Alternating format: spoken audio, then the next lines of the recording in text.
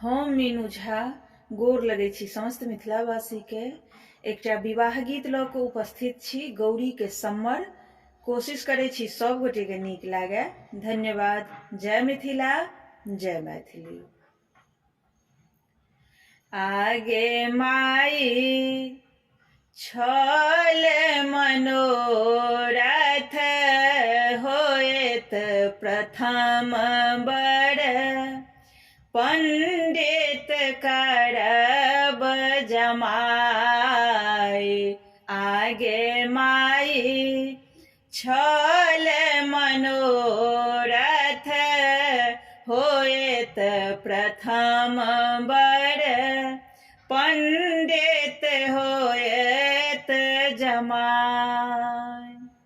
पंडित करब जमाई गे माई, पंडित करब जमाई गे माई, पंडित करब जमाई। आगे माई छल मनोरथ होएत प्रथम बड़, पंडित करब जमाई।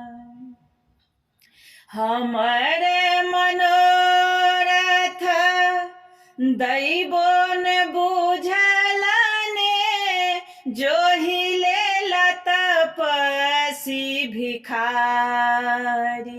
आगे माई जोहिले तपसी भिखारी गे माई, बेकल मनाएने घर घर फिरथी।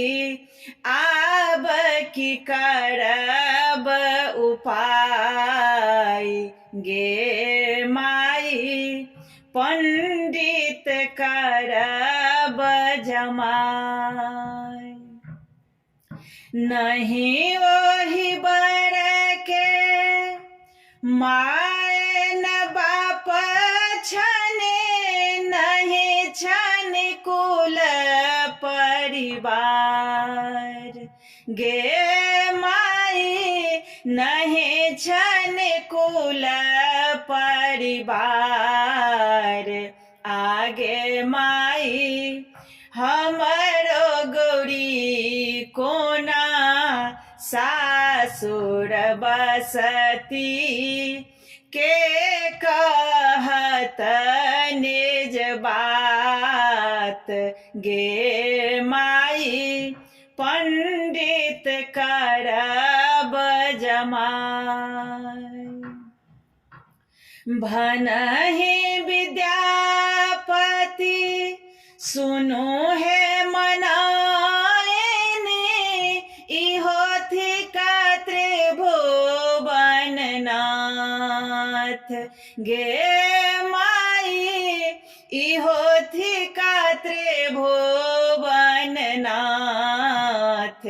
आगे माए गौरी दाय के यह बर लिखल छलनि, लिखल मिटल नहीं जाई। आगे माई लिखल मिटल नहीं जाई।